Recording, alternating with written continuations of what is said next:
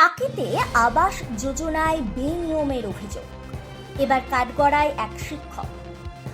এলাকাবাসীর অভিযোগ, টাকি পৌরসভার ৮ নম্বর ওয়ার্ডের বাসিন্দা নিত্যানন্দ সর্দার পেশায় শিক্ষক।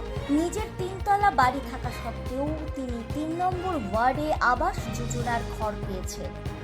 স্থানীয়দের দাবি, ওই ব্যক্তি আবাস যোজনার টাকায় ঘর তুলে এখন সেটি ভাড়া দিচ্ছেন।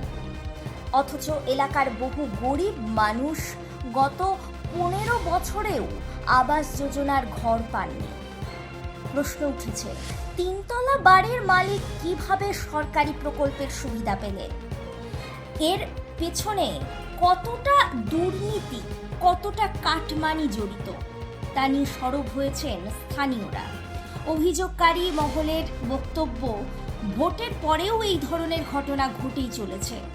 তারা দ্রুত প্রশাসনিক তদন্ত ও দোষীর শাস্তির দাবি জানিয়েছে। এই অভিযোগ নিয়ে নিত্যানন্দ সর্দারের প্রতিক্রিয়া এখনো মেলেনি। পৌরসভা কর্তৃপক্ষ জানিয়েছে, অভিযোগ খতিয়ে দেখা হবে। নমস্কার।